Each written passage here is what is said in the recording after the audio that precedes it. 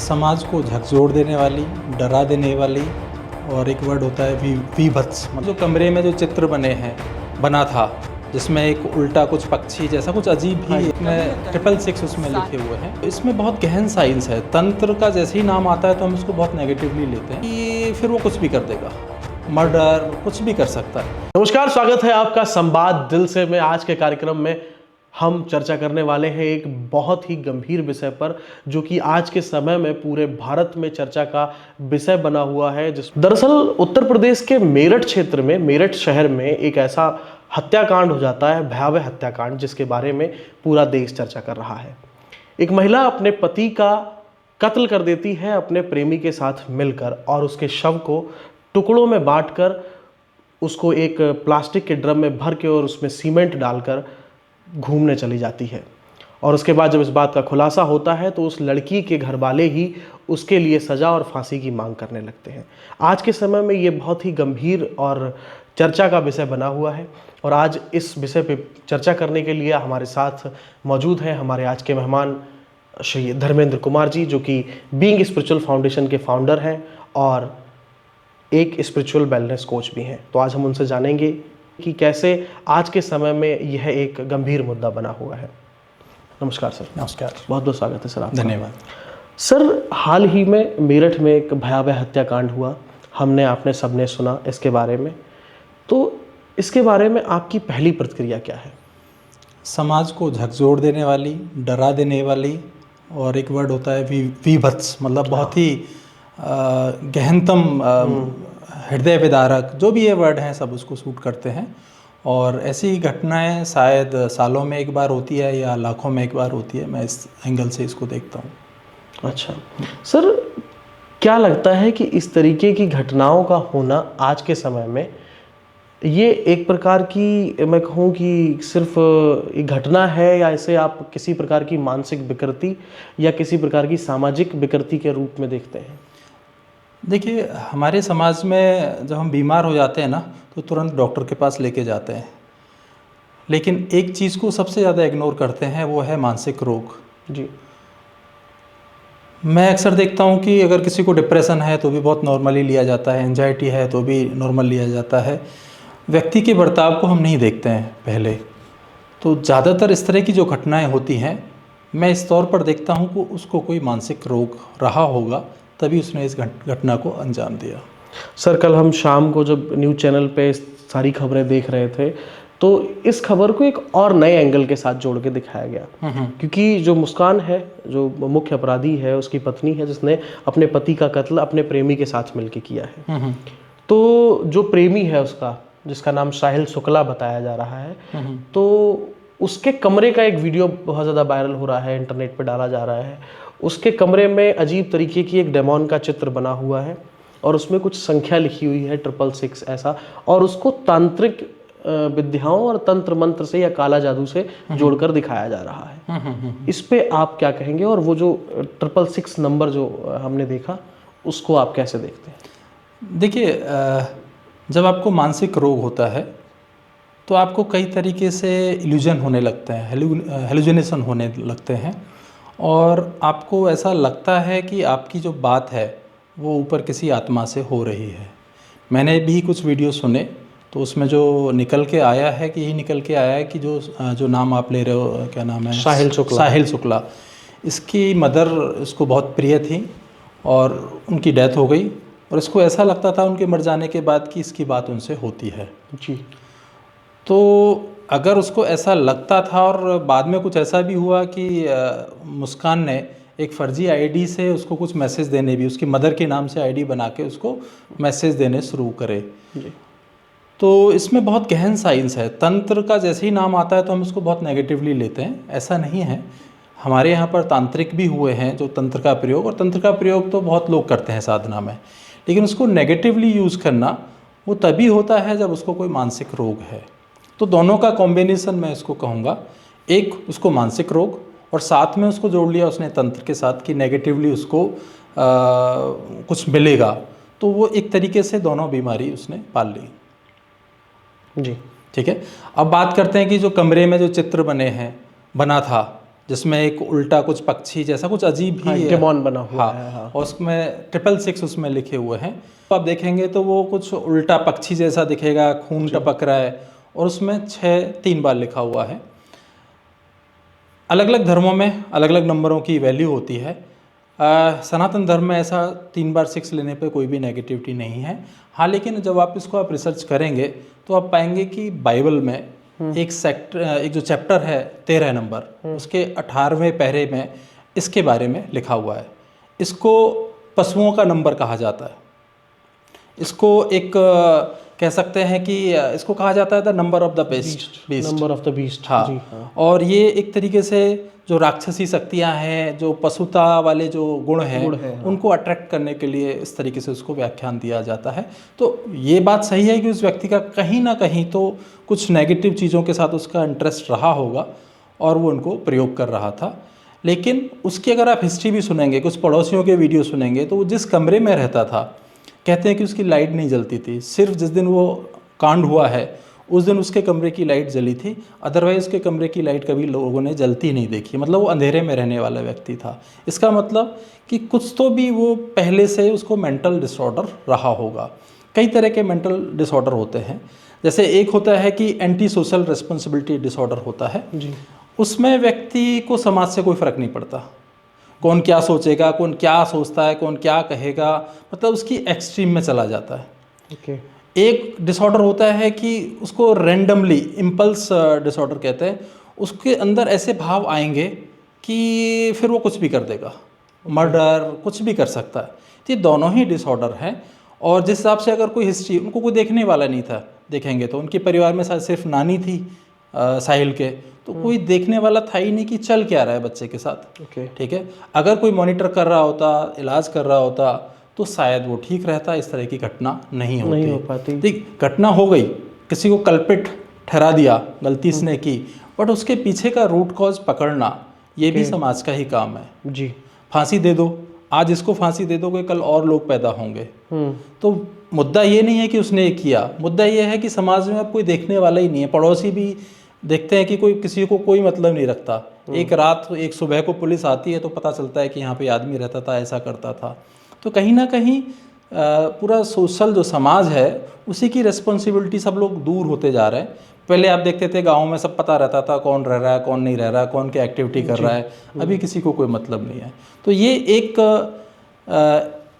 मैं कहूँगा and product है हमारी जो समाज है उसमें चल रही विसंगतियों को लेकर, जिसमें हम ध्यान नहीं देते कि लोगों का माइंडसेट क्या चल रहा है, लोगों का सोचने का तरीका क्या चल रहा है, और उसका फिर एक्सट्रीम यही होता है कि एक दिन इस तरह से कांड होता है। इसी से जुड़ा मेरा एक सवाल था कि इसमें रूट कॉज आप किसे मानते हैं? ये जो नृशंस हत्याएं हो जाती हैं, कहीं कोई अपनी प्रेमिका का गला काट के जो है उसको फ्रिज में रख देता है, कहीं कोई अपने पति के टुकड़े करके जो है कुकर में उसको उबालती है, तो ऐसी कई घटनाएं हमें सुनने को मिलती हैं। तो इन सभी घटनाओं के पीछे का जो मुख्य कारण है वो आप किसे मान, जैसे आपने अभी बताया कि मानसिक विकृति, लेकिन इसके अलावा क्या गुस्सा, लालच, ईर्ष्या या भोगवादी प्रवृत्तियां भी कहीं ना कहीं इसे ऐसा करने के लिए प्रेरित करती हैं या कारण हो? अगर आप मुझसे पूछेंगे कि अंधेरे का कारण क्या है, तो मैं कहूँगा एब्सेंस ऑफ लाइट। जी। जहाँ पे अंधेरा है इसका मतलब है कि वहाँ पे लाइट नहीं है। जी। जहाँ पर इस तरह के हेट्रेट, इस तरह के बदला लेने की भावना, इस तरह के एक्शन लेना, जहाँ पर ये सारी चीज़ें हैं, मैं वहाँ पे कहूँगा लैक ऑफ स्पिरिचुअलिटी। जी, अध्यात्म की कमी। जो हमारे स्वगुण हैं उनको हम जानते ही नहीं है और हम जुड़ते जा रहे हैं उन नेगेटिव चीज़ों के साथ। तो जब समय आता है कि हमें स्पिरिचुअलिटी की तरफ जाना है, हमें अच्छे अच्छे विचार अंदर लेकर आने हैं, उसके लिए हम क्या कर रहे हैं, तो वो नहीं करते हैं। तो बाद में फिर अगर आप लगातार पार्क की सफाई नहीं करेंगे तो ये सब होने वाला है, उसमें झाड़ सब पैदा होने वाले हैं पार्क में। ठीक वैसे ही इंसान अगर अपने ऊपर ध्यान ना दे क्या चल रहा है और लगातार कोई इसको, कभी कभी क्या होता है कि कोई व्यक्ति जब बीमार हो जाता है ना तो उसको नहीं पता होता है कि वो क्या सोच रहा है, कोई क्या कर रहा है। उस समय पर परिवार का योगदान आता है कि परिवार उसको मॉनिटर करे कि क्या चल रहा है। बट आज के समय में परिवार भी मैंने देखा है कि वो भी कहते हैं जो कर रहे हैं करो, जो हो रहा है होने दो। डॉक्टर जो जितने भी अच्छे साइकोलॉजिस्ट हैं कोई नहीं जाना चाहता, कोई काउंसलिंग नहीं कराना चाहता, सब चल रहा है, अभी तो चल ही रहा है ना। तो जब तक ये प्रवृत्ति चलती रहेगी, सब चल रहा है, उस दिन एक दिन ये विस्फोट हो गई। जी सर। आजकल के समय में हम देखते हैं कि लोगों के रिलेशनशिप बड़ा जल्दी टूट जाते हैं, ख़राब हो जाते हैं। लोगों के डिवोर्सेस हो रहे हैं, हम देख रहे हैं असफल रिश्ते या फिर संबंधों में धोखा। लाइक कब किसी की गर्लफ्रेंड ने उसको धोखा दे दिया, किसी के बॉयफ्रेंड ने उसको धोखा दे दिया। तो क्या ये भी हमारे जीवन में इस तरीके के कांडों को या इस तरीके की जो घटनाएं होती हैं उनको बढ़ावा देता है या उनको उसके लिए प्रेरित करता है? कहीं ना कहीं मैं देखता हूँ कि लोगों को पता ही नहीं होता है कि मान लो रिश्ते की बात करते हैं या शादी की बात कर रहे हैं, तो उनको पता ही नहीं होता है कि वो शादी क्यों कर रहे हैं। जी। हर व्यक्ति की अपनी एक वैल्यू होती है, वो अपना एक करता है कि मेरे लिए ये इम्पोर्टेंट है। हर व्यक्ति का अलग अलग है। लाइक मैं बात करूँ एक हस्बैंड और एक वाइफ, अगर वाइफ के लिए इम्पोर्टेंट है टुगेदरनेस, लेकिन पति के लिए इम्पोर्टेंट है पैसा, या ये वैसा वर्सा हो जाए, इस केस में भी आप देखोगे तो एक अलग ही माहौल था।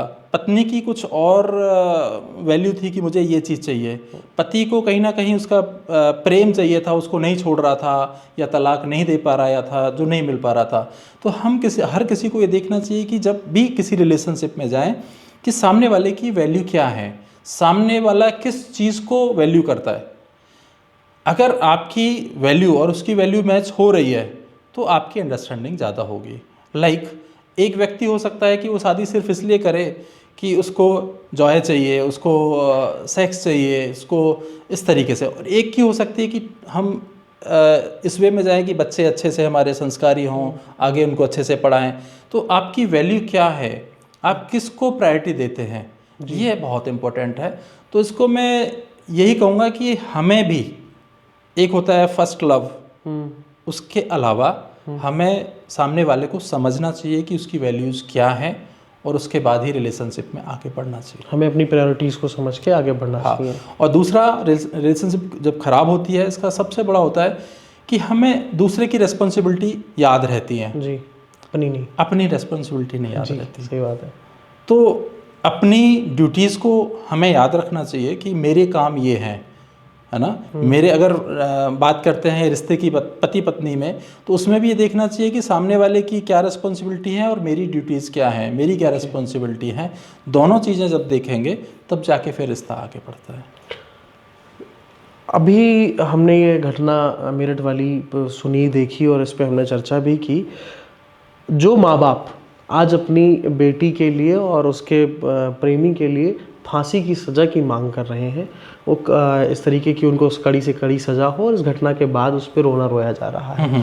क्या बचपन से ही बच्चों में अगर हम आध्यात्मिकता और ध्यान जैसे गुण अगर हम डालने लगे या उनको सिखाया जाए, तो क्या वो इस समय पे आके इस तरीके के निर्णय लेंगे? बिल्कुल। अगर वो बच्चे, जैसे हम सनातन धर्म में कहते हैं कि गीता को पहले दिन से पढ़ाओ, स्कूल से पढ़ाना शुरू करो, कॉलेज में पढ़ाओ, तो अगर उसको समझ में आ जाता है, इसको हम कहते हैं आध्यात्मिक समझ पैदा होना।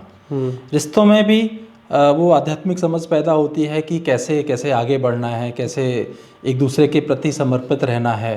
तो ये सब जब हम पढ़ते हैं और पुरानी कहानियों को पढ़ते हैं, तो फिर हमको बहुत कुछ सीखने को मिलता है।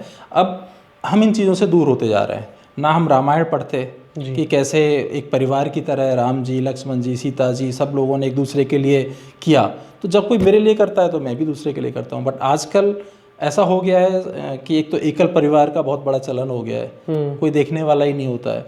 और दूसरा, कहीं ना कहीं सोशल जो प्लेटफॉर्म चल रहे हैं, उससे भी आदमी को ऐसा लगता है कि सिर्फ ये फ़ोटो डालना, ये करना, यही एक लाइफ है।